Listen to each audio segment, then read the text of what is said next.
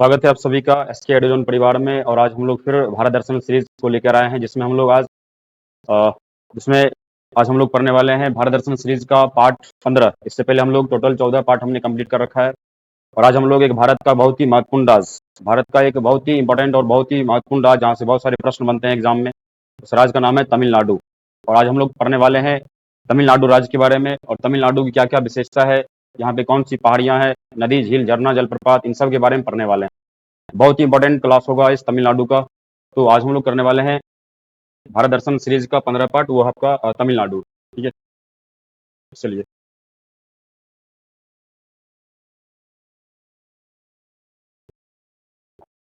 चलिए, सबसे पहले हम लोग तमिलनाडु को भारत के नक्शे पर देखेंगे। जो तमिलनाडु है, भारत का एक दक्षिणी राज्य में शामिल है तमिलनाडु। और अगर हम तमिलनाडु की बात करें, तो तमिलनाडु है बंगाल की खाड़ी के साथ ये सीमा सजा करती है। और तमिलनाडु की सीमा भारत के लगभग 3 राज्य से शेयर होता है। ऊपर में आपका आंध्र प्रदेश है, इधर कर्नाटका है, और इधर आपका केरल है। तो तमिलनाडु की सीमा भारत के 3 राज्यों के साथ लगती है, आंध्र प्रदेश, कर्नाटका और केरल। और बाकी इधर देखेंगे तो इधर आपका बंगाल की खाड़ी है, नीचे में मन्नार की खाड़ी है, पाक की खाड़ी है, और यहीं पे आपका रामेश्वरम है, जिसको हम लोग रामेश्वरम और राम सेतु के आगे बात करेंगे हम लोग, जहाँ श्रीलंका से हम लोग कनेक्ट हैं। ठीक है, चलिए। तो यहाँ पे हम लोग देखेंगे कि भारत का एक दक्षिणी राज्य, जिसका नाम है तमिलनाडु। भारत का सबसे दक्षिणतम राज्य में आता है तमिलनाडु। और भारत का सबसे उत्तरी राज्य की अगर बात करेंगे, तो सबसे उत्तरी राज्य की बात करेंगे तो हिमाचल प्रदेश। लेकिन अगर केंद्र शासित प्रदेश की बात करें तो आपका आंसर हो जाएगा लद्दाख। ठीक है, तो लद्दाख सबसे केंद्र शासित प्रदेश है, सबसे उत्तर में है।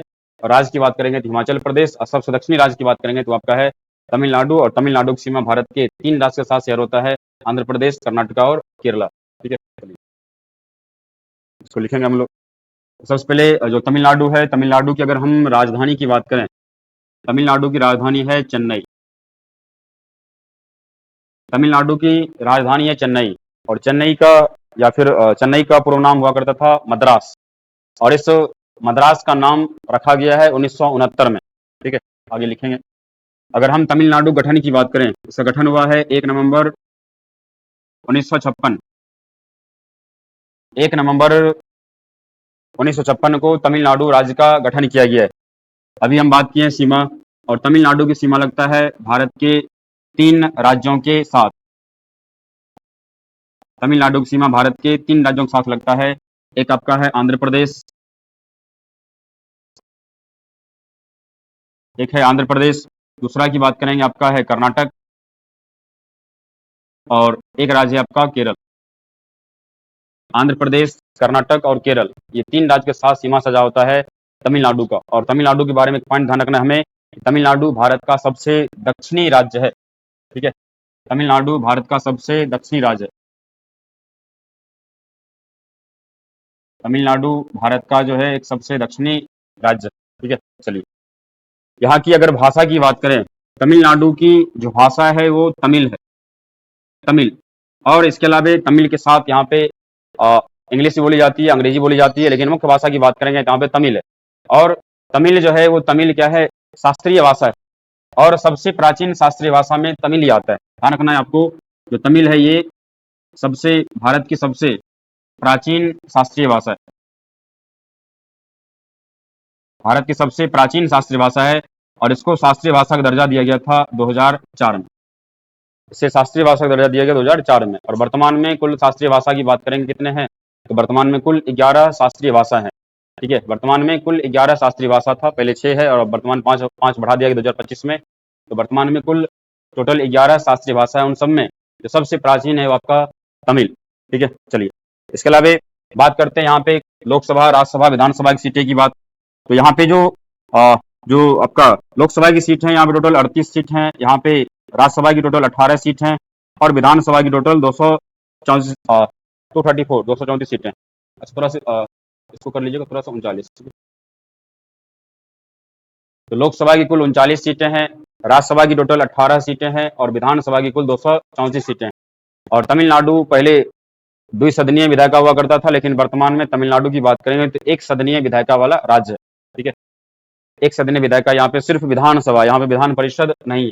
ठीक है, चलिए। तो तमिलनाडु की भाषा प्राचीन भाषा है, शास्त्रीय भाषा है जो तमिल है। और यहाँ की जो राजधानी है वह है चेन्नई। आगे चेन्नई के बारे में बहुत सारा फैक्ट हम लोग बात करेंगे, फिलहाल अभी ध्यान रखना है चेन्नई है, और चेन्नई को पूर्व नाम जानते थे मद्रास। चेन्नई का जो पूर्व नाम था वह था मद्रास, और इस मद्रास को चेन्नई बनाया गया 1969 में, 1969 में मद्रास को चेन्नई बनाया गया है 1969 में। ठीक है, चलिए ये हो गया फैक्ट। आगे बात करते हैं तमिलनाडु में। ठीक है, चलिए अगर हम तमिलनाडु के अभी बोले, हम भारत का सबसे दक्षिणी राज्य तमिलनाडु है, और अगर हम तमिलनाडु को देखें, यहाँ की अगर बात करें तमिलनाडु है यहाँ पे, और यहीं पे भारत के मुख्य भूमि का दक्षिणी बिंदु स्थित है जिसका नाम है केप केमोरिन या फिर कन्याकुमारी। और यहाँ पे ध्यान रखना है आपको 8 डिग्री 4 मिनट उत्तरी अक्षांश, 8 डिग्री 4 मिनट उत्तरी अक्षांश पर यहाँ पे स्थित है एक बिंदु जिसको बोलते हैं केप केमोरिन, केप केमोरिन, और इसे ही हम लोग बोल देते हैं कन्याकुमारी, कन्याकुमारी।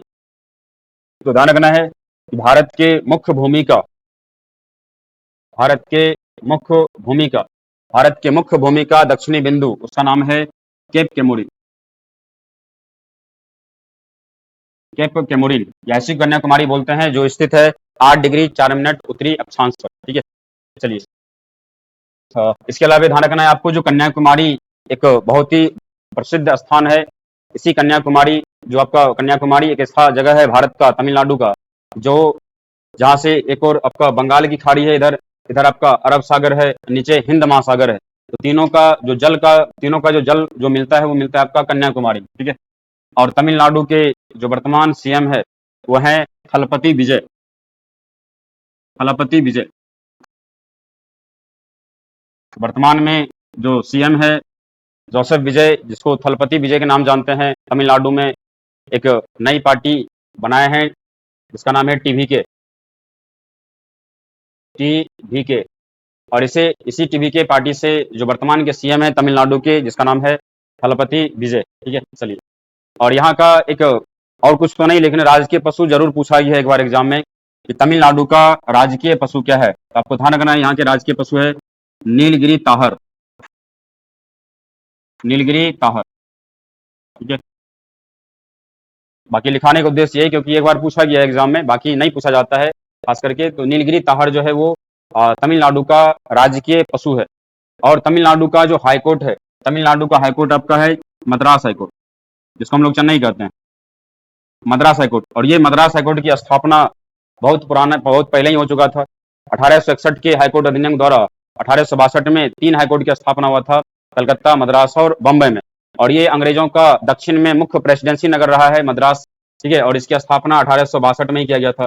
ठीक है, तो मद्रास हाईकोर्ट की स्थापना 1862 में किया गया। लेकिन आपको ये भी ध्यान रखना है कि जो मद्रास है यहाँ पे आपको दिखेगा, यहाँ पे अगर यहाँ की बात करें जो तमिलनाडु है, इस तमिलनाडु में भारत का एक केंद्र शासित प्रदेश है जिसका नाम है पुडुचेरी। तमिलनाडु में ही भारत का एक केंद्र शासित प्रदेश है जिसका नाम है पुडुचेरी। और पुडुचेरी में हमें पता है कि पुडुचेरी में अलग अलग जिले हैं, और वो इस पुडुचेरी का 2 जिला पड़ता है कहाँ पे, तमिलनाडु में। एक आंध्र प्रदेश में एक जिला है, उसका नाम क्या है, यनम। यहाँ पे बात करेंगे तो कराईकल, और एक क्या है, पुडुचेरी, कराईकल पुडुचेरी। और केरल में कौन सा है, माहे। ध्यान रखना है आपको कि जो मद्रास हाईकोर्ट है वो तमिलनाडु का तो है ही, ये मद्रास हाईकोर्ट के अंतर्गत और कौन आता है, पुडुचेरी आता है। पुडुचेरी केंद्र शासित प्रदेश का अगर हाईकोर्ट पूछा जाए तो भी आंसर होगा मद्रास या फिर चेन्नई हाईकोर्ट। ठीक है, चलिए और पुडुचेरी के 2 जिले स्थित है कहाँ पे, तमिलनाडु में। एक का नाम है आपका पुडुचेरी जो खुद जिला है, और एक का नाम है आपका क्या, एक का नाम है कराईकल। पुडुचेरी कराईकल आपका पड़ता है कहाँ पे, तमिलनाडु में। ठीक है, चलिए केप केमोरिन ये हो गया। आगे बात करते हैं, अगला है यहाँ पे ध्यान रखना है कि जो तमिलनाडु है, तमिलनाडु में प्राचीन भारत में अलग अलग राजवंशों के द्वारा शासन किया गया है, जिसमें आपका पांड्य शासक रहा है, चोल शासक रहा है, ग्रेट चोला शासक राजेंद्र प्रथम के बारे में हम लोग जानते हैं, राजराज प्रथम के बारे में जानते हैं। जो चोल जो अपने आप में प्रसिद्ध है, चोल शासक अपने स्थानीय स्वशासन के लिए जिसको हम लोग पढ़ते हैं। तो जो चोल शासक है, यहाँ पे पल्लव शासक है, चोल, पल्लव और पांड्य, इन सभी शासकों का संबंध कहीं ना कहीं तमिलनाडु से। और ये जो आपका पांड्य शासक है, इस पांड्य शासक के द्वारा तमिलनाडु में राजधानी बनाया गया था, किसको, मदुरई को। ध्यान रखना है पांड्य शासकों की जो राजधानी थी, पांड्य शासकों की जो राजधानी थी वो थी मदुरई। मदुरई। और ये जो मदुरई शहर है, ये मदुरई शहर प्रसिद्ध किस लिए है? एक मंदिर के लिए, उसका नाम क्या है? मीनाक्षी मंदिर। मदुरई में ध्यान रखना, आपको एक मंदिर है, उसका नाम है मीनाक्षी टेम्पल। मदुरई में मंदिर है आपका मीनाक्षी मंदिर। और इस मदुरई को बोलते हैं त्योहारों का शहर। मदुरई को बोलते हैं त्योहारों का शहर। और इस ये जो मदुरई है, ये एक नदी है, उसका नाम है वैगई। मदुरई शहर स्थित है वैगई नदी के किनारे। और मदुरई है आपका किस राज्य में? तो तमिलनाडु। मदुरई स्थित है तमिलनाडु। इसके अलावा जो चोल वंश रहा है, यहाँ पे चोलों ने अपनी राजधानी बनाया तंजावुर को। ठीक है, चोलों की राजधानी थी तंजावुर। और ये जो तंजावुर रहा है, यहीं पे आपका एक बड़ा मंदिर बनेगा जिसका नाम होगा बृहदेश्वर मंदिर, जिसका निर्माण राजराज प्रथम के द्वारा करवाया जाएगा, चोल शासक। तो चोलों की जो राजधानी रहा है वो रहा है तंजावुर। और ये जो पल्लव है, पल्लवों की राजधानी रहा है कांचीपुरम। कांची। पल्लवों की राजधानी रहा है कांचीपुरम। ध्यान रखना है यहाँ पे तीन प्राचीन भारत के राजवंश हैं जिसका संबंध कहीं न कहीं तमिलनाडु से है। पांड की राजधानी मदुरै रहा है, चोलों ने अपनी राजधानी तंजावुर को बनाया है, और पल्लवों ने अपनी राजधानी बनाया है कांचीपुरम। और इसी के आगे पढ़ेंगे कांचीपुरम में आपका मंदिर मंदिर पढ़ेंगे हम लोग, महाबलीपुरम मंदिर। ठीक है, चलिए। तो ये तीन राजवंश ध्यान रखना है, और अभी भी एग्जाम में यह आपका हिस्ट्री से संबंधित है ये प्रश्न।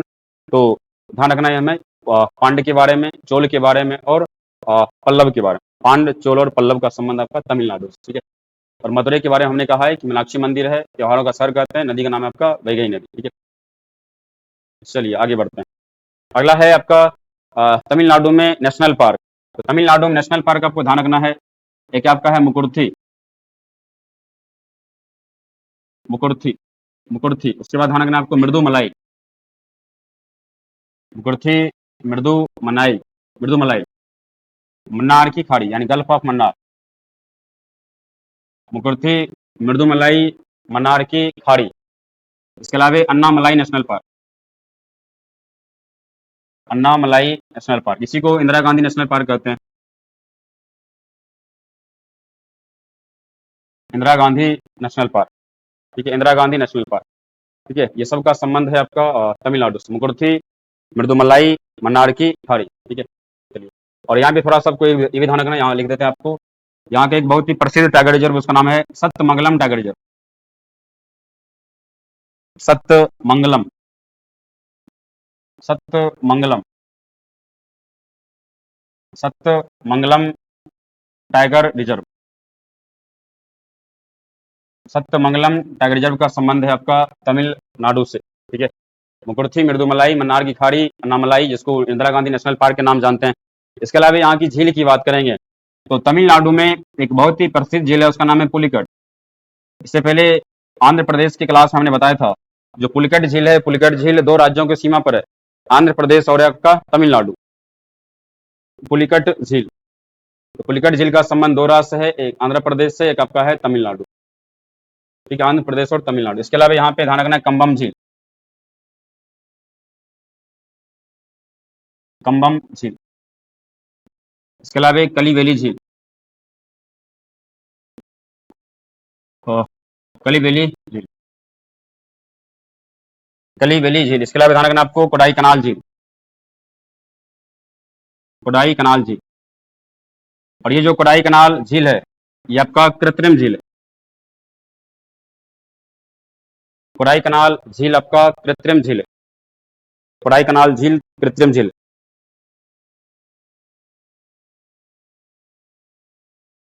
ठीक है, चलिए। कोडाई कनाल झील कृत्रिम झील का उदाहरण है, और ये मीठे पानी की झील है। कलीवेली झील है आपका, कंबम झील है, पुलिकट झील है, आंध्र प्रदेश और तमिलनाडु के सीमा पर। इसके अलावा रामसर साइट की बात करेंगे तो भारत में जो सबसे अधिक रामसर साइट है वो कहाँ है? तमिलनाडु में ही। तमिलनाडु में 20 रामसर साइट। ध्यान रखना है, ऐसे नाम तो नहीं पूछा जाता क्योंकि नाम बहुत ही अटपटा सा यहाँ का नाम है, लेकिन फिर भी यहाँ पे आपको सिर्फ इतना ध्यान रखना है कि तमिलनाडु में सबसे अधिक रामसर साइट है। टोटल कितना है? 20 है। और दूसरा नंबर पे जो आपका है उत्तर प्रदेश है, और तीसरा नंबर पे हम लोग का बिहार है। टोटल 6 रामसर साइट है बिहार में। ठीक है, चलिए। और तमिलनाडु की जो सबसे प्रमुख नदी है उसका नाम है कावेरी। तमिलनाडु की सबसे प्रमुख नदी का नाम है आपका, ध्यान रखना है, कावेरी। कावेरी। ठीक है, और ये जो कावेरी नदी है, ये कावेरी नदी कर्नाटक के ब्रह्मगिरी की पहाड़ी से निकलती है। इसके अलावा यहाँ पे वैगई नदी है, वैगई नदी है, इसके अलावा पलार है, और भी छोटी छोटी नदियां हैं। लेकिन तमिलनाडु की जो सबसे प्रमुख नदी है वो आपका है कावेरी नदी, कावेरी रिवर। और इस कावेरी नदी को बोलते क्या है? कावेरी नदी को बोलते हैं दक्षिण भारत की गंगा। इसे कहते हैं दक्षिण भारत की गंगा। ठीक है, दक्षिण भारत की गंगा।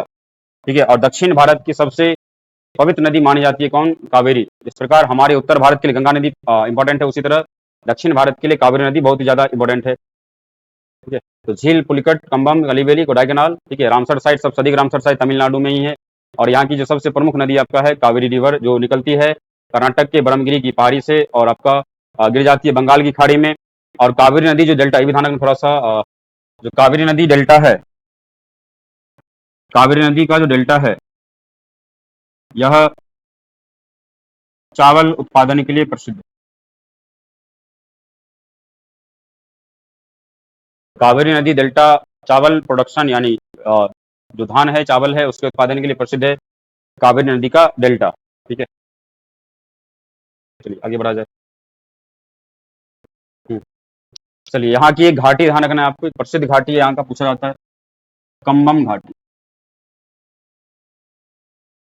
इससे पहले आंध्र प्रदेश में हमने पढ़ा था अराकू घाटी, आंध्र प्रदेश में। ठीक है, उसी तरह यहाँ पे तमिलनाडु में कंबम घाटी है। ठीक है, और तमिलनाडु का जो सबसे फेमस त्योहार है उसका नाम है पोंगल। ठीक है, पोंगल, पोंगल त्योहार। ठीक है, तमिलनाडु का एक फेमस त्योहार है, उसका नाम है पोंगल। ठीक है, ये एक फसल कटाई का त्योहार है, जनवरी माह में शुरू होता है ये पोंगल त्योहार। ठीक है, और इस पोंगल त्योहार के अवसर पर एक दौर होता है, सांड का दौर उसको बोलते हैं। उसे कहा जाता है हम्म, कलाड़ी पट्टू। ठीक है,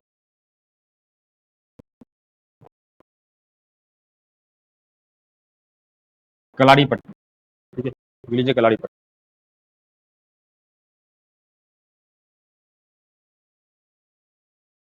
1 मिनट, थोड़ा सा 1 मिनट थोड़ा सा इसको सीख कीजिएगा।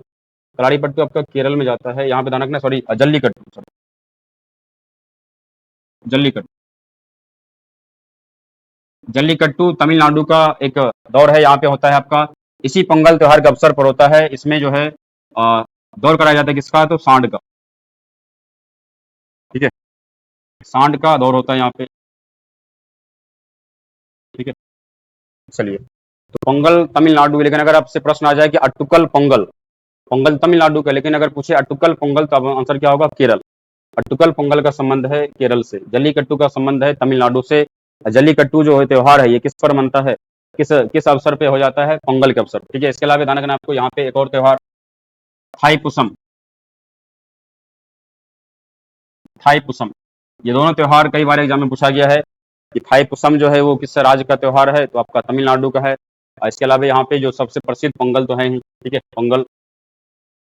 ठीक है, और हम लोग जैसे मकर संक्रांति मनाते हैं, ठीक है, उसी तरह यहाँ पे पोंगल बनता है जनवरी के महीना में। ठीक है, चलिए, जल्लीकट्टू है, और इसके यहाँ की जो शास्त्रीय नृत्य है, सारे लोग परिचित है उससे, उसका नाम क्या है? भरतनाट्यम। भरतनाट्यम।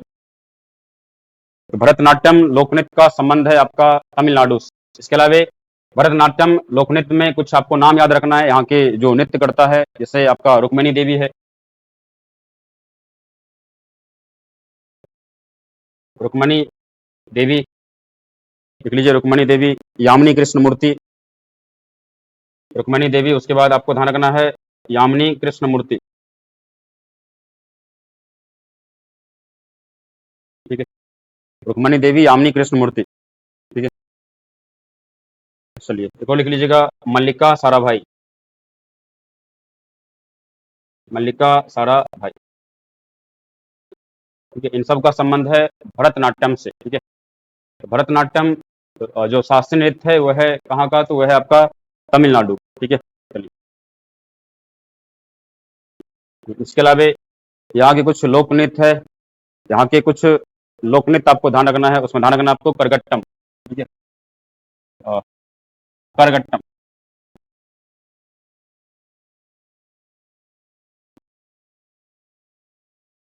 लोक नृत्य यानी फोक डांस, करगट्टम, ठीक है। पहाड़ी मेन है यहाँ की पहाड़ी, और ये पहाड़ी जो है आपका तमिलनाडु में पश्चिमी घाट और पूर्वी घाट दोनों संबंधित, ठीक है, पश्चिमी घाट और पूर्वी घाट दोनों संबंधित, ठीक है। चलिए इधर हम फिगर बना दे रहे हैं,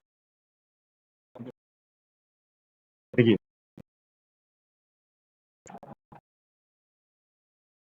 देखिए, अगर हम तमिलनाडु की बात करेंगे, आपको यहाँ पे पहाड़ी ध्यान रखना है यहाँ का, ठीक है।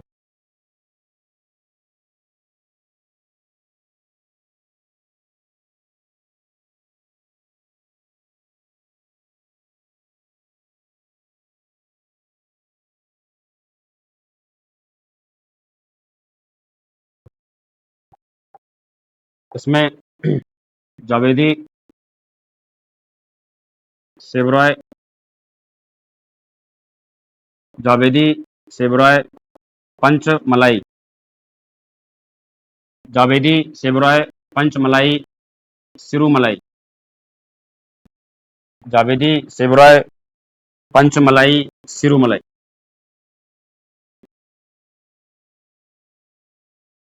जावेदी की पहाड़ी, सेबरॉय की पहाड़ी, पंचमलाई की पहाड़ी, सिरुमलाई की पहाड़ी, और ये है आपका नीलगिरी की पहाड़ी,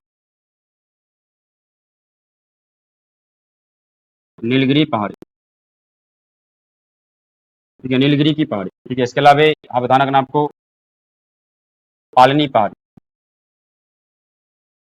पालनी पहाड़ी, और इसी पालनी पहाड़ी संबंधित आपका है कोडाई कनाल,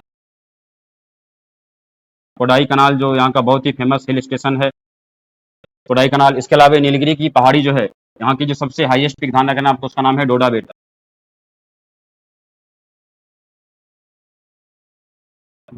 2637 मीटर इसकी ऊंचाई है, ठीक है। नीलगिरी की सबसे हाईएस्ट पीक जिसका नाम है डोडा बेटा, और ये जो नीलगिरी की पहाड़ी है, नीलगिरी की पहाड़ी का विस्तार भारत के 3 राज्यों में, कर्नाटका में है, केरल में है और तमिलनाडु में। और ये जो नीलगिरी की पहाड़ी है, इस नीलगिरी की पहाड़ी में इधर से आपका पश्चिमी घाट पर्वतमाला और ये पूर्वी घाट पर्वतमाला, पश्चिमी घाट पर्वत और पूर्वी घाट पर्वतमाला का जो मिलन स्थल वो आपका है नीलगिरी की पहाड़ी, और इस पहाड़ी की सबसे हाईएस्ट पीक उसका नाम है डोडा बेटा, जिसकी ऊंचाई 2637 मीटर है। और इसी के जो दूसरी दूसरी ऊंची चोटी की बात करें, उसका नाम है माकुर्ती, या माकुर्ती इसकी सेकंड हाईएस्ट पीक है, सबसे हाईएस्ट पीक का नाम ध्यान रखना है डोडा बेटा, ठीक है। इसके अलावा नीलगिरी की पहाड़ी है, यहाँ पे एक जनजाति मिलता है, उसका नाम है टोडा जनजाति, टोडा जनजाति। नीलगिरी की पहाड़ी पर जनजाति पाया जाता है जिसको हम लोग बोलते हैं टोडा जनजाति, और ये जो टोडा जनजाति है, यहाँ पे इस जनजाति में बहुपति विवाह का प्रचलन है, टोडा जनजाति में बहुपति विवाह का प्रचलन है, ठीक है। तो टोडा जनजाति आपका मिलता है नीलगिरी की पहाड़ी पर। राज्य की बात करेंगे तो तमिलनाडु होगा, ठीक है। और ये पहाड़ी का क्रम ध्यान रखना है आपको, जावेदी, सेबराय, पंचमलाई और सिरुमलाई। इसके अलावा पालनी की पहाड़ी है यहाँ पे, और पालनी की पहाड़ी में एक हिल स्टेशन पड़ता है, उसका नाम है कोडाई कनाल, जो एक बहुत ही फेमस हिल स्टेशन है तमिलनाडु का। इसके अलावा नीलगिरी की पहाड़ी में भी एक हिल स्टेशन है प्रचलित, उसका नाम है ऊटी, उसका नाम है आपका ऊटी, ठीक है, जिसको उदग मंडलम भी कहते हैं, उदग मंडलम, ठीक है। तो नीलगिरी की पहाड़ी में स्थित जो हिल स्टेशन है उसका नाम है ऊटी उदग मंडलम, ठीक है। और यहाँ जो आपका है उसका नाम है कोडाई कनाल, टोडा जनजाति, ठीक है। ये हो गया आपका यहाँ की पहाड़ी।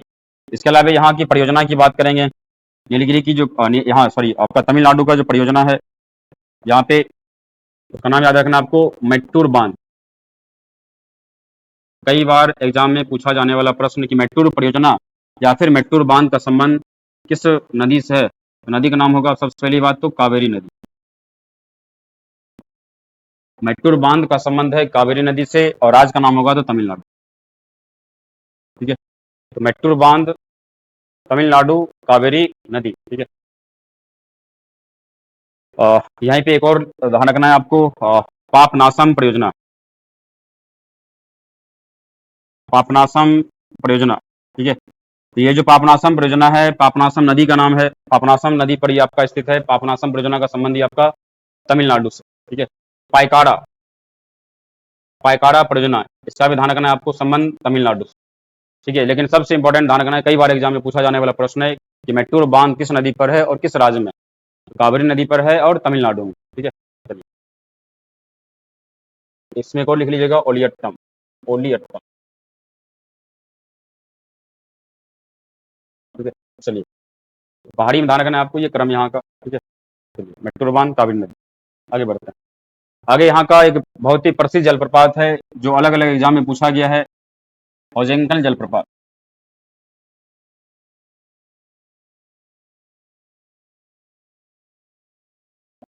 होजेंकल जलप्रपात, जिसका संबंध कावेरी नदी से है और राज्य का नाम तमिलनाडु। होजेंकल जलप्रपात, तमिलनाडु, राज्य का नाम ध्यान रखना है, ठीक है। राज्य का नाम तमिलनाडु, नदी का नाम कावेरी। होजेंकल जलप्रपात, ये आपका बिहार पुलिस में ही पूछा गया एग्जाम है, अलग अलग सॉरी प्रश्न है, और कई बार एग्जाम में पूछा गया। होजेंकल जलप्रपात का संबंध किस राज्य से है? तमिलनाडु से। नदी का नाम आपका है कावेरी, ठीक है। चलिए अब आते हैं यहाँ के बंदरगाह की, ठीक है। तमिलनाडु जो राज्य है, तमिलनाडु राज्य में 3 प्रसिद्ध जो बंदरगाह हैं वो हमें ध्यान रखना है। इसमें यहाँ की अगर बात करें, यहाँ जो आपका बंदरगाह है इसका नाम है तूतीकोरिन। तूतीकोरिन बंदरगाह, जिसको हम लोग नाम जानते हैं VO चिदम्बरम। VO चिदम्बरम बंदरगाह, इसका नया नाम है VO चिदम्बरम बंदरगाह। और ये तूतीकोरिन बंदरगाह भारत का दक्षिणतम बंदरगाह, भारत का एक दक्षिणतम बंदरगाह है तूतीकोरिन। इस बंदरगाह को मोती बंदरगाह कहा जाता है। इस बंदरगाह को मोती बंदरगाह, या इसे पर्ल पोर्ट ऑफ इंडिया कहा जाता है। इसे कहा जाता है पर्ल पोर्ट, इसे पर्ल पोर्ट के नाम से जानते हैं। तूतीकोरिन सबसे दक्षिणतम बंदरगाह है। इसके अलावा थोड़ा सा ऊपर आएंगे तो यहाँ पे आपको मिलेगा, उसका नाम है चेन्नई बंदरगाह। चेन्नई बंदरगाह, और चेन्नई बंदरगाह के बारे में ध्यान रखना है, यह एक कृत्रिम बंदरगाह है। कृत्रिम भी है और सबसे ये प्राचीन भी है। भारत का सबसे कृत्रिम प्राचीन बंदरगाह तब आंसर होगा आपका चेन्नई होगा। इसके थोड़ा सा और ऊपर की बात करेंगे, यहाँ पे तमिलनाडु में, यहाँ पे ध्यान रखना एन्नौर बंदरगाह। एन्नौर जिसको बोलते हैं के कामराज बंदरगाह, के कामराज पोर्ट इसका नाम है, के कामराज बंदरगाह, ठीक है। एन्नौर पोर्ट को के कामराज पोर्ट के नाम से भी जानते हैं, ठीक है। चलिए, इसके अलावा चेन्नई बंदरगाह एक बहुत ही बड़ा बंदरगाह है और कृत्रिम बंदरगाह है। इस चेन्नई बंदरगाह को बोलते हैं खुला सागरीय बंदरगाह।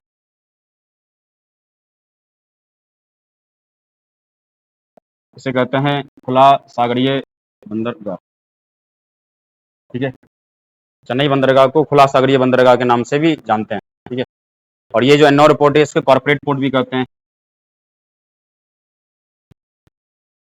कॉर्पोरेट पोर्ट है, ये कॉर्पोरेट बंदरगाह है, ठीक है। चलिए, चेन्नई बंदरगाह, तूतीकोरिन बंदरगाह, ये 3 बंदरगाह, 3 प्रमुख बंदरगाह हैं भारत के, जो आपका तमिलनाडु में स्थित है, ठीक है।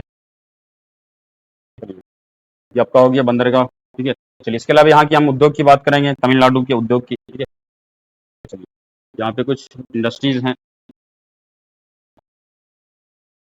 देखिए, तमिलनाडु का एक बहुत ही प्रसिद्ध जगह है, उसका नाम है कोयम्बटूर।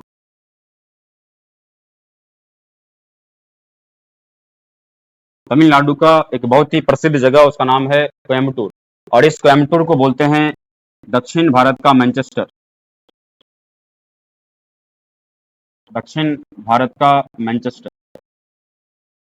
और ये सूती वस्त्र उत्पादन के लिए प्रसिद्ध है।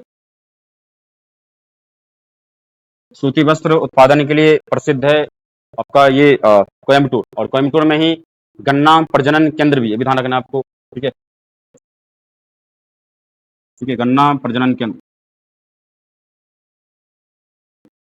गन्ना प्रजनन केंद्र भी आपका है कोयम्बटूर में, ठीक है। चलिए, इसके अलावा थोड़ा सा और ध्यान रखना आपको, सलेम।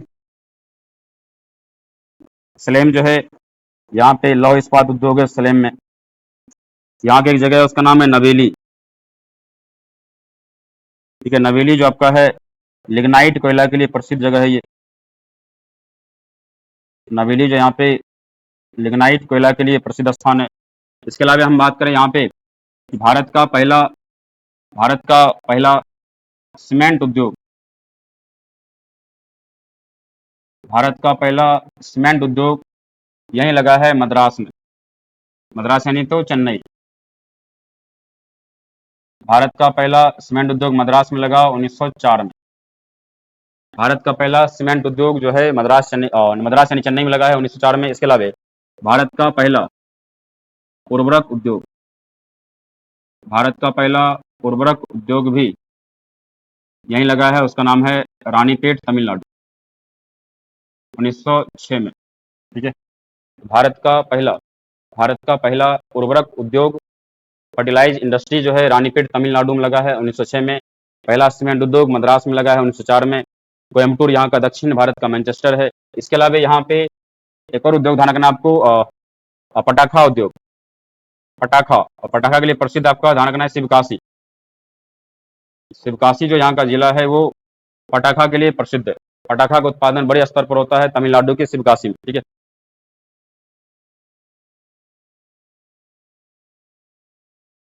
ठीक है, शिवकाशी में पटाखा का एक बड़े स्तर पर उत्पादन होता है। ठीक है,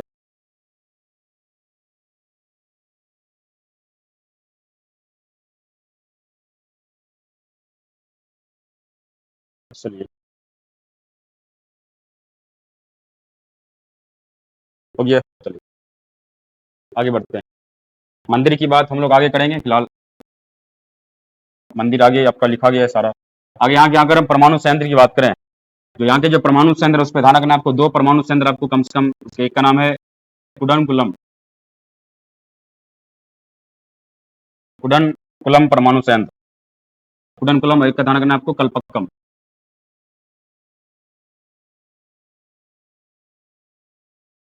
कुडनकुलम और कलपक्कम परमाणु ऊर्जा संयंत्र आपका स्थित है तमिलनाडु में। ठीक है। कुडनकुलम और कलपक्कम परमाणु ऊर्जा संयंत्र है तमिलनाडु में। ठीक है। चलिए, इसके अलावा एक जगह ध्यान रखना है आपको, यहाँ पे एक जगह है तमिलनाडु में, उसका नाम है डिंडीगुल। डिंडीगुल, और ये जो डिंडीगुल तमिलनाडु का एक नगर है, और इस डिंडीगुल में 1755 में, डिंडीगुल में 1755 में हैदर अली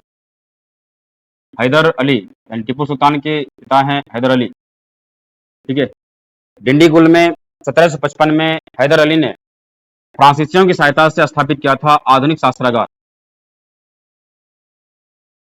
आधुनिक शास्त्रागार पूछा गया प्रश्न है आपका इतिहास मॉडर्न हिस्ट्री से। ठीक है, कि हैदर अली ने अपने आधुनिक शास्त्रागार की स्थापना कहाँ किया था? डिंडीगुल में, और 1755 में स्थापित हुआ है। एक प्रश्न यहाँ से भी इससे भी उल्टा पूछा जाता है कि डिंडीगुल क्या है? डिंडीगुल तमिलनाडु का एक नगर है। डिंडीगुल तमिलनाडु का नगर है, और यहाँ पे फ्रांसीसियों की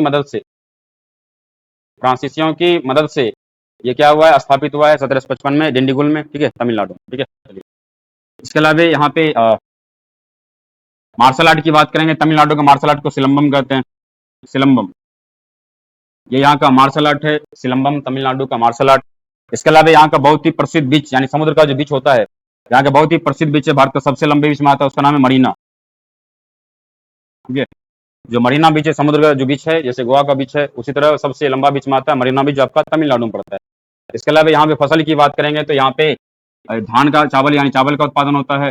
ठीक है, इसके अलावा यहाँ पे कॉफी का भी उत्पादन होता है। इसके अलावा यहाँ पे आपका चाय का भी उत्पादन होता है। इसके अलावा यहाँ पे गन्ना का उत्पादन होता है। ठीक है, गन्ना। ठीक है, और भी फसलें यहाँ पे उत्पादित होता है, लेकिन ध्यान रखना आपको कि चावल है, गन्ना है, कॉफी है, चाय है। ठीक है, और आपको यहाँ थोड़ा से और पॉइंट हमें ध्यान रखना है कि जो तमिलनाडु है, तमिलनाडु में जगह है उसका नाम है तंजाउर, और ये जो तंजाउर है इसे कहते हैं तमिलनाडु का तमिलनाडु का चावल का कटोरा।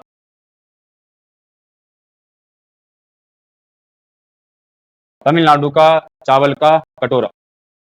तमिलनाडु का चावल का कटोरा।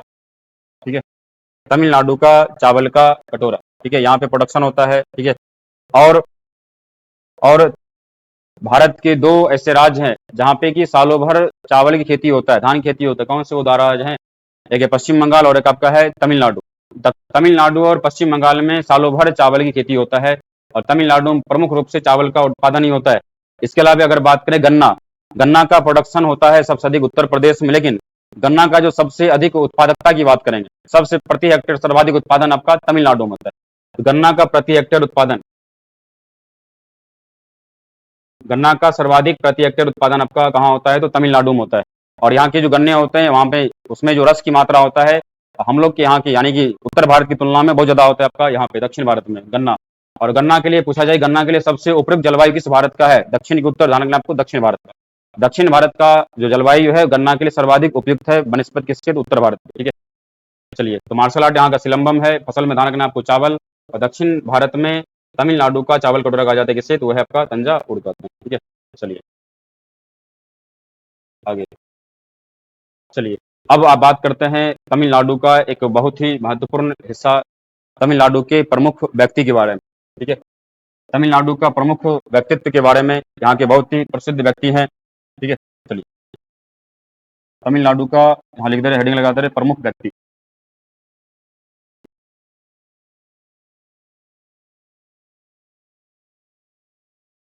तमिलनाडु के कुछ बहुत ही महत्वपूर्ण व्यक्ति हैं जिसका संबंध कहीं न कहीं अलग अलग चीजों से है और हमारे एग्जाम में वहां से प्रश्न बन जाता है। ठीक है, जैसे जितना भी यहाँ पे व्यक्ति लिखा है, जैसे हम यहाँ पे लिखा हुआ है एवी रामास्वामी, जिसको पेरियार के नाम जानते हैं। और ये भी रामास्वामी जो पेरियार इनके द्वारा किताब लिखी गई थी उसका नाम था सच्ची रामायण। सच्ची रामायण। ठीक है, एवी रामास्वामी जो पेरियार है इनके द्वारा जो बहुत सारे आंदोलन में चलाया गया था। ठीक है, इसको नायकर के नाम से भी जानते हैं। और ये जो वी रामास्वामी स्वामी परियार इनके द्वारा एक किताब लिखी थी उसका नाम था सच्ची रामायण। ठीक है, चलिए। इसके अलावा एम एस स्वामीनाथन से सारे लोग परिचित हैं। जो एम एस स्वामीनाथन है, एम एस स्वामीनाथन को कहा जाता है हरित क्रांति के जनक। भारत में हरित क्रांति के जो जनक हैं, भारत में हरित क्रांति के जनक हैं एम एस स्वामीनाथन। और भारत में हरित क्रांति की शुरुआत लगभग 1966-67 में हुआ था। और इस हरित क्रांति में भारत में हरित क्रांति को लाने में सबसे अधिक भूमिका रहा था एम एस स्वामीनाथन का। और विश्व में हरित क्रांति के जनक बोलते हैं नॉर्मन बोरलॉग को। ठीक है, और ये जो एम एस स्वामीनाथन इनको भारत रत्न भी दिया गया है 2024 में। 2024 में इनको मिला है भारत रत्न।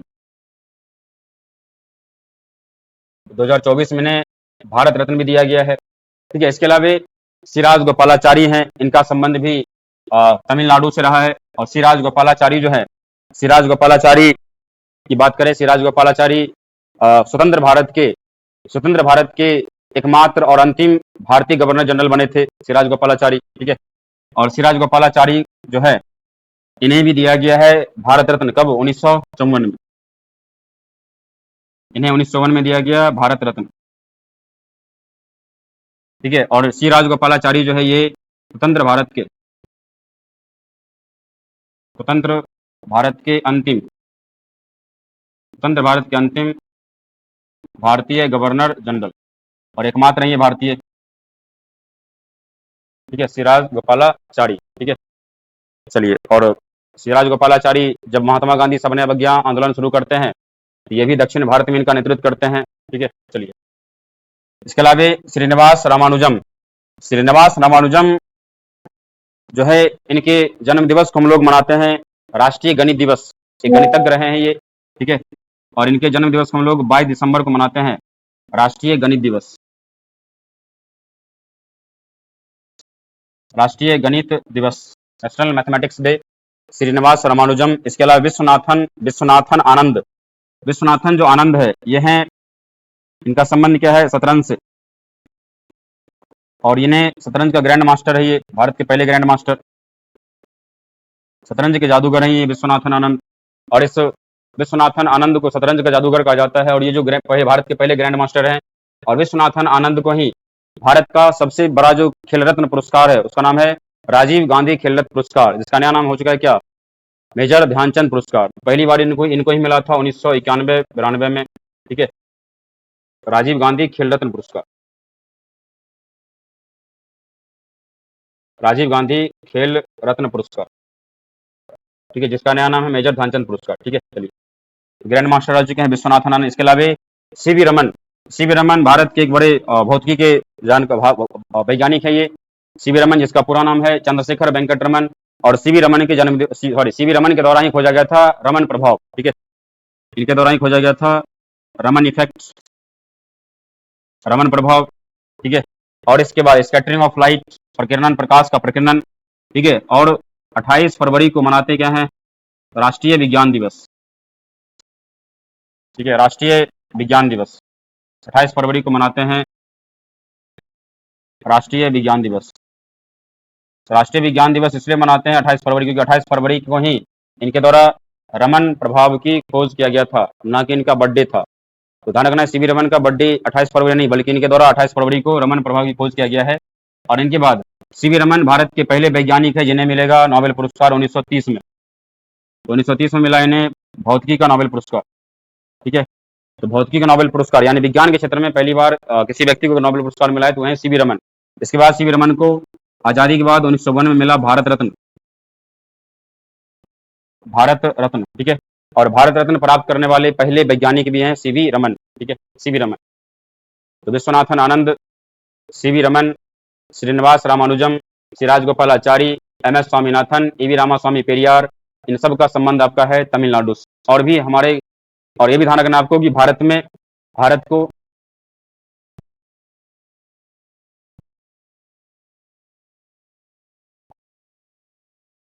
भारत को सर्वाधिक राष्ट्रपति जो दिया है वो राज्य है आपका तमिलनाडु।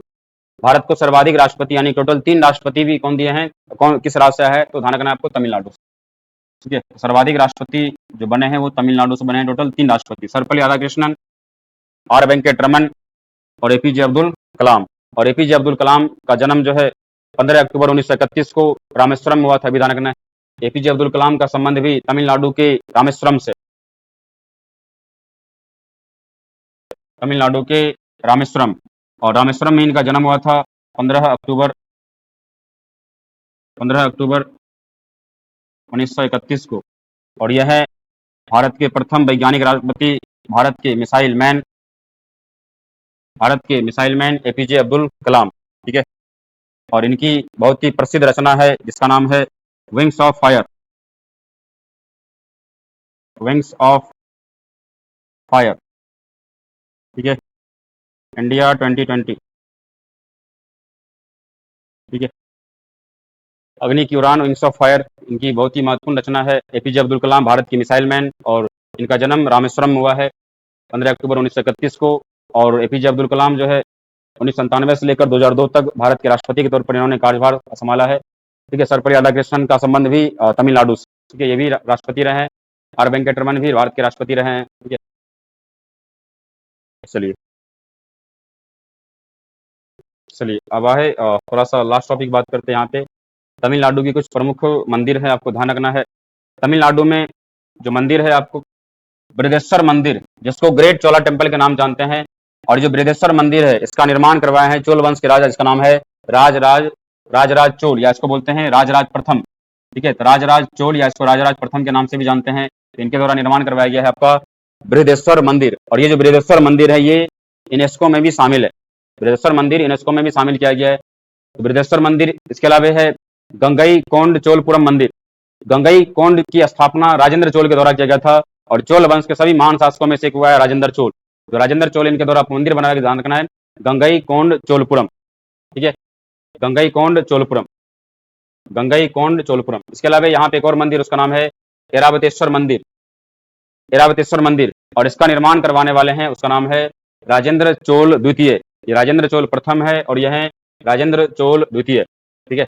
तो बृहदेश्वर मंदिर, गंगई कोंड चोलपुरम मंदिर, इसे ग्रेट चोला टेम्पल के नाम से जानते हैं, ठीक है। इसके अलावा जो महाबलीपुरम का सौर मंदिर है, महाबलीपुरम का सौर मंदिर, इसका निर्माण करवाया गया है पल्लव वंश के शासक नरसिंह वर्मन द्वितीय के द्वारा, नरसिंह वर्मन द्वितीय के द्वारा बनाया गया है महाबलीपुरम का सौर मंदिर। इसके अलावा मीनाक्षी मंदिर के बारे में आपको पहले बता दिया गया है कि मीनाक्षी मंदिर जो आपका मदुरई में है, वैगई नदी के किनारे है। इसके अलावा कैलाश मंदिर, कैलाश मंदिर कांचीपुरम में पड़ता है, और कैलाश मंदिर का निर्माण करवाया गया है नरसिंह वर्मन द्वितीय के द्वारा, ठीक है। नरसिंह वर्मन द्वितीय के द्वारा ही कांचीपुरम का कैलाश मंदिर का निर्माण करवाया गया है। इसके अलावा यहाँ पे है तमिलनाडु में रंगनाथ स्वामी मंदिर और रामानाथ स्वामी मंदिर। ये आपका रंगनाथ है और ये रामानाथ स्वामी मंदिर, इनका संबंध भी तमिलनाडु से। लेकिन आपको 2-3 मंदिर ध्यान रखना, खास करके बृहदेश्वर मंदिर के बारे में, गंगई कोंड चोलपुरम के मंदिर के बारे में, महाबली इसके बारे में, और इसके बारे में, और इसके बारे में। ये कई बार एग्जाम में पूछा गया है, ठीक है। किस मंदिर का निर्माण किस शासक के द्वारा करवाया गया, या फिर इस मंदिर का संबंध भारत के किस राज्य से, ठीक है। बृहदेश्वर मंदिर और गंगई कोंड चोलपुरम मंदिर को ग्रेट चोला टेम्पल के नाम से जानते हैं। ठीक है। मीनाक्षी मंदिर मदुरई में है। ठीक है। नदी आपका वैगई नदी है। ठीक है। चलिए।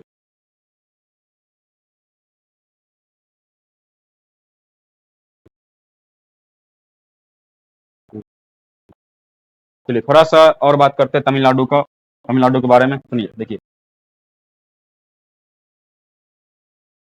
जो तमिलनाडु है, तमिलनाडु का जो तमिलनाडु का जो तट है, ये तट तमिलनाडु के तट को बोलते हैं कोरोमंडल तट।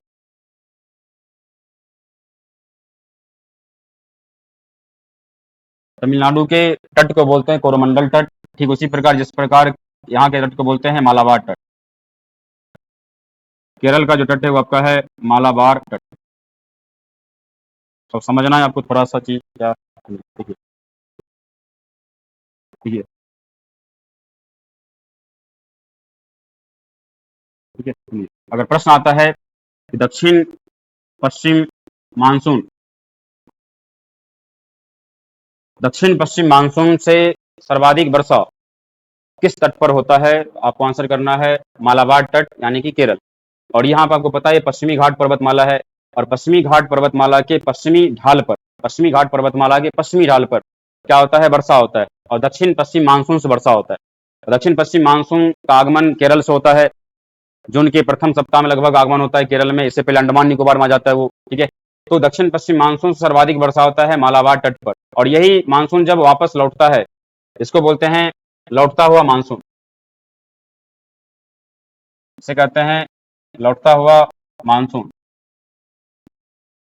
ठीक है। या इसको रोटेटिंग मानसून कहते हैं, या इसे कहा जाता है उत्तर पूर्वी मानसून। उत्तर पूर्वी मानसून। ठीक है। उत्तर पूर्वी मानसून, ये दक्षिण पश्चिम मानसून है और ये आपका उत्तर पूर्वी मानसून है। तो उत्तर पूर्वी मानसून से जो सबसे अधिक वर्षा होता है, ध्यान रखना आपको, कोरोमंडल तट पर। उत्तर पूर्वी मानसून से सर्वाधिक वर्षा, उत्तर पूर्वी मानसून से सर्वाधिक वर्षा होता है कोरोमंडल तट, या फिर राज्य की बात करेंगे तो तमिलनाडु। तमिलनाडु। ठीक है।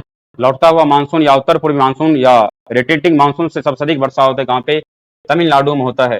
ठीक है। और आपको ये भी ध्यान रखना है जो तमिलनाडु है, तमिलनाडु में जो कोरोमंडल तट पे तो वर्षा होता ही है, इसके अलावा कभी कभी देता है किस निम्नलिखित में किस शहर में जो है सबसे अधिक वर्षा होता है, तमिलनाडु को शहर उठा के दे देगा, जैसे चेन्नई देता है कभी कभी। ठीक है। तो ध्यान रखना है आपको, कोरोमंडल तट पर क्या होता है, लौटते हुए मानसून से क्या होता है, सबसे अधिक वर्षा होता है। ठीक है। और ये ध्यान रखना, यहाँ से एक और प्रश्न पूछेगा कि ठंड के दिनों में वर्षा, ठंड या नवंबर दिसंबर,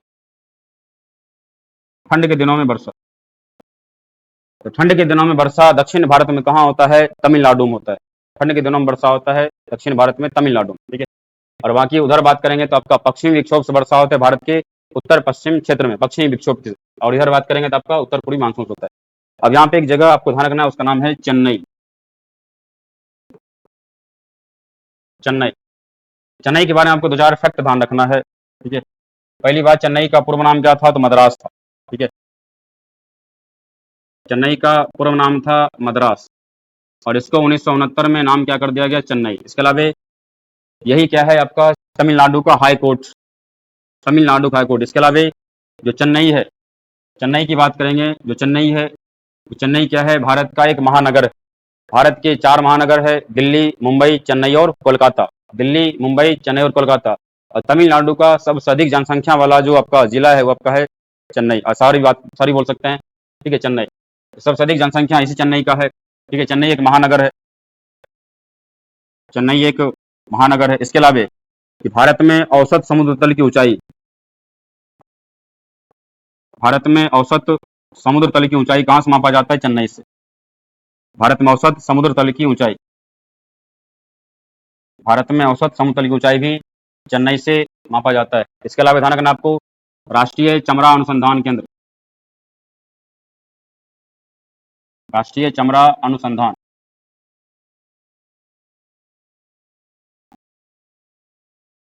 राष्ट्रीय चमड़ा अनुसंधान केंद्र ये आपका है चेन्नई में। ठीक है। राष्ट्रीय चमड़ा अनुसंधान केंद्र चेन्नई। और ध्यान रखना है कि जो चेन्नई है यह ऑटोमोबाइल इंडस्ट्री,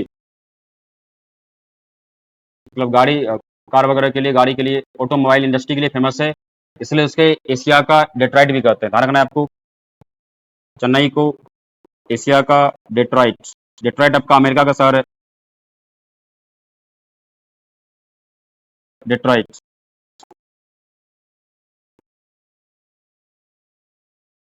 एशिया का डेट्रॉइट के नाम से भी जानते हैं चेन्नई को, ठीक है। और चेन्नई अपने आप में क्या है, बंदरगाह भी आपको ये बताया गया है। चेन्नई क्या है, कृत्रिम बंदरगाह है। चेन्नई क्या है, कृत्रिम बंदरगाह, ठीक है। चेन्नई कृत्रिम बंदरगाह है, ठीक है। चेन्नई हाईकोर्ट भी है, और आपको ये बताया गया कि भारत का पहला सीमेंट फैक्ट्री भी लगाया गया है कहाँ, मद्रास यानी कि चेन्नई। भारत का पहला सीमेंट फैक्ट्री 1904 में स्थापित किया गया है, मद्रास यानी कि चेन्नई, ठीक है। हाईकोर्ट चेन्नई है, महानगर चेन्नई है, औसत समुद्र की ऊंचाई यहीं समाप्त है। राष्ट्रीय चमड़ा अनुसंधान संस्थान भी आपका चेन्नई है, ठीक है। चलिए, तो यह है तमिलनाडु के बारे में सारा इंपॉर्टेंट फैक्ट्स। तमिलनाडु अगर आप पढ़ते हैं, तमिलनाडु में आपका इतिहास, भूगोल, ठीक है, ज्योग्राफी आपका आ गया, पॉलिटी आ गया, यानी कि राष्ट्रपति संबंधित हमने कुछ फैक्ट्स पढ़ा है, स्टेटी टाइप का कुछ प्रश्न पढ़ा है, ठीक है। तो बहुत सारा फैक्ट हमने बात किया था तमिलनाडु के बारे में, ठीक है। चलिए, चलिए, ये आपका है तमिलनाडु।